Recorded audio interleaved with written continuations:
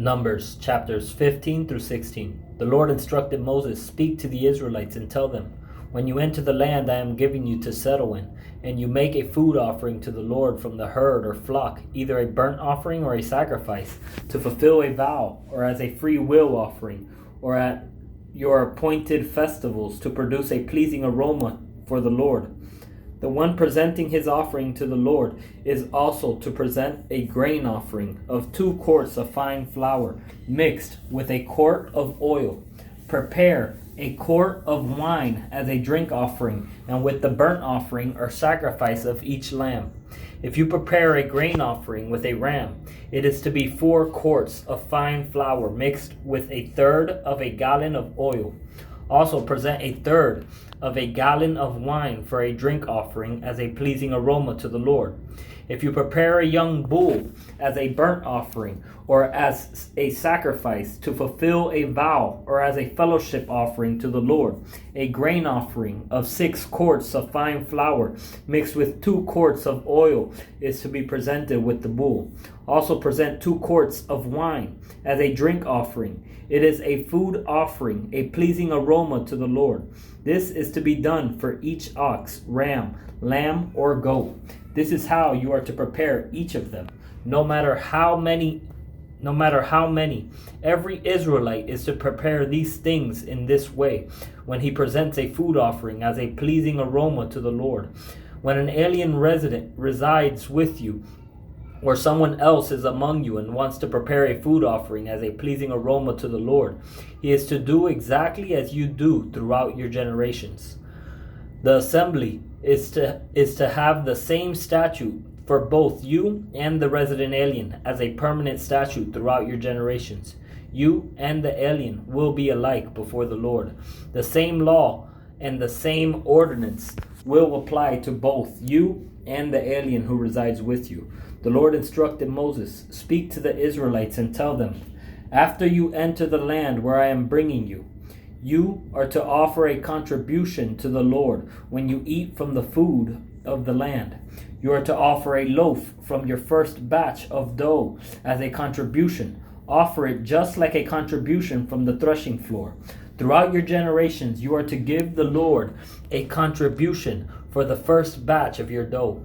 When you sin unintentionally and do not obey all these commands that the Lord spoke to Moses, all that the Lord has commanded you through Moses from the day the Lord issued the commands and onward throughout your generations, and if it was done unintentionally without the community's awareness, the entire community is to prepare 1 young bull for a burnt offering as a pleasing aroma to the Lord with its grain offering and drink offering, according to the regulation, and 1 male goat as a sin offering.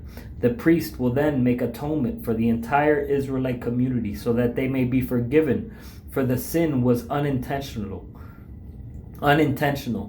They are to bring their offering, a food offering, to the Lord, and their sin offering before the Lord for their unintentional sin. The entire Israelite community and the alien who resides among them will be forgiven, since it happened to all the people unintentionally. If one person sins unintentionally, he is to present a year-old female goat as a sin offering. The priest will then make atonement before the Lord on behalf of the person who acts in error, sinning unintentionally. And when he makes atonement for him, he will be forgiven. You are to have the same law for the person who acts in error, whether he is an Israelite or an alien who resides among you. But the person who acts defiantly, whether native or resident alien, blasphemes the Lord, that person is to be cut off from his people.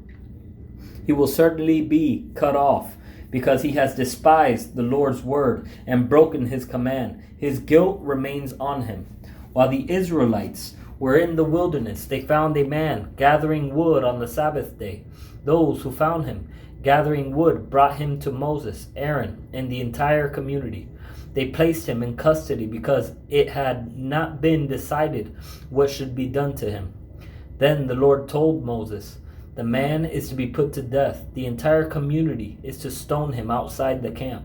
So the entire community brought him outside the camp and stoned him to death, as the Lord had commanded Moses. The Lord said to Moses, "Speak to the Israelites and tell them that throughout their generations they are to make tassels for the corners of their garments and put a blue cord on the tassel at each corner. These will serve as tassels for you to look at, so that you may remember all the Lord's commands and obey them, and not prostitute yourselves by following your own heart and your own eyes. This way you will remember and obey all my commands and be holy to your God. I am the Lord your God, who brought you out of the land of Egypt to be your God. I am the Lord your God."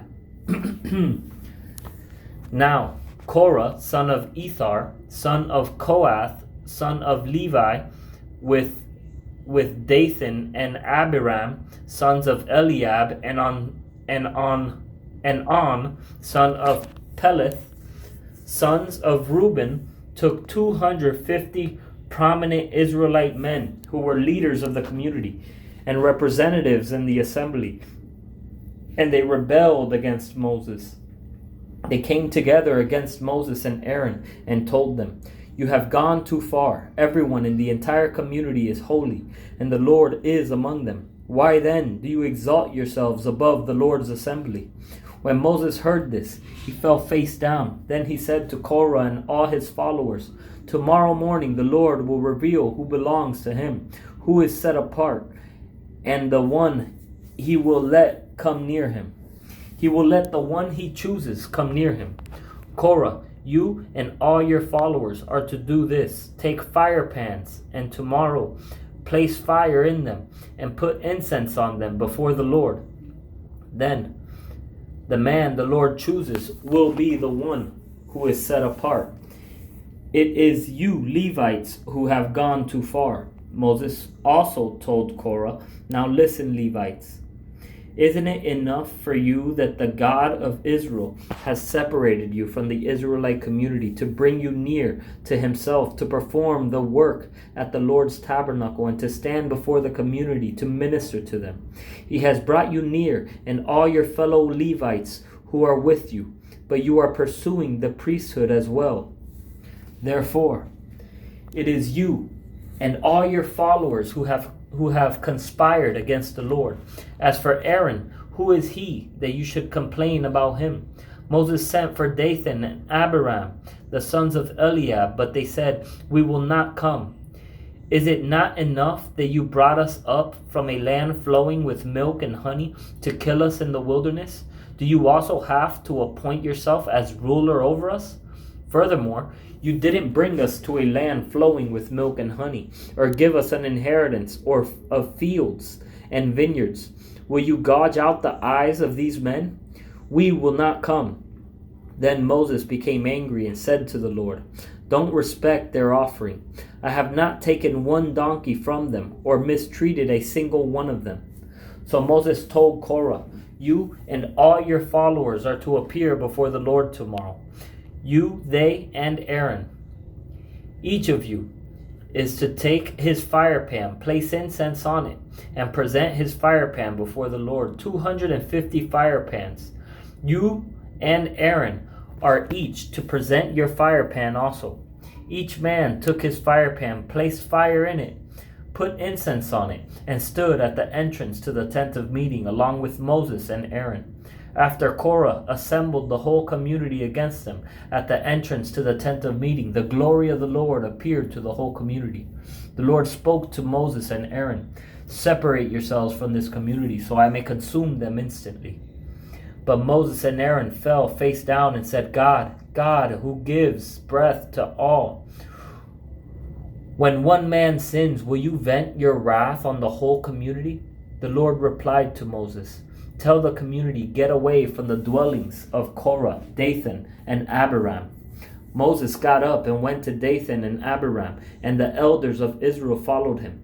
He warned the community, "Get away now from the tents of these wicked men. Don't touch anything that belongs to them, or you will be swept away because of all their sins." So they got away from the dwellings of Korah, Dathan, and Abiram. Meanwhile, Dathan and Abiram came out and stood at the entrance to their tents with their wives, children, and infants. Then Moses said, "This is how you will know that the Lord sent me to do all these things, and that it was not of my own will. If these men died naturally, as all people would, and suffer the fate of all, then the Lord has not sent me. But if the Lord brings about something unprecedented, and the ground opens its mouth and swallows them, along with all that belongs to them, so that they go down alive into Sheol, then you will know that these men have despised the Lord." Just as he finished speaking all these words, the ground beneath them split open. The earth opened its mouth and swallowed them and their households, all Korah's people and all their possessions. They went down alive into Sheol with all that belonged to them. The earth closed over them, and they vanished from the assembly. At their cries, all the people of Israel who were around them fled, because they thought, "The earth may swallow us too." Fire also came out from the Lord and consumed the 250 men who were presenting the incense. Then the Lord spoke to Moses, "Tell Eleazar, son of Aaron, the priest, to remove the fire pans from the burning debris, because they are holy, and scatter the fire far away. As for the fire pans of those who sinned at the cost of their own lives, make them into hammered sheets as plating for the altar, for they presented them before the Lord, and the fire pans are holy. They will be a sign to the Israelites." So the priest Eleazar took the bronze fire pans that those who were burned had presented, and they were hammered into plating for the altar, just as the Lord commanded him through Moses. It was to be a reminder for the Israelites that no unauthorized person outside the lineage of Aaron should approach to offer incense before the Lord and become like Korah and his followers. The next day, the entire Israelite community complained about Moses and Aaron, saying, "You have killed the Lord's people." When the community assembled against them, Moses and Aaron turned toward the tent of meeting, and suddenly the cloud covered it, and the Lord's glory appeared. Moses and Aaron went to the front of the tent of meeting, and the Lord said to Moses, "Get away from this community, so that I may consume them instantly." But they fell face down. Then Moses told Aaron, "Take your fire pan, place fire from the altar in it, and add incense. Go quickly to the community and make atonement for them, because wrath has come from the Lord. The plague has begun." So Aaron took his fire pan as Moses had ordered, ran into the middle of the assembly, and saw that the plague had begun among the people. After he added incense, he made atonement for the people. He stood between the dead and the living, and the plague was halted. But those who died from the plague numbered 14,700, in addition to those who died because of the Korah incident. Aaron then returned to Moses at the entrance to the tent of meeting, since the plague had been halted.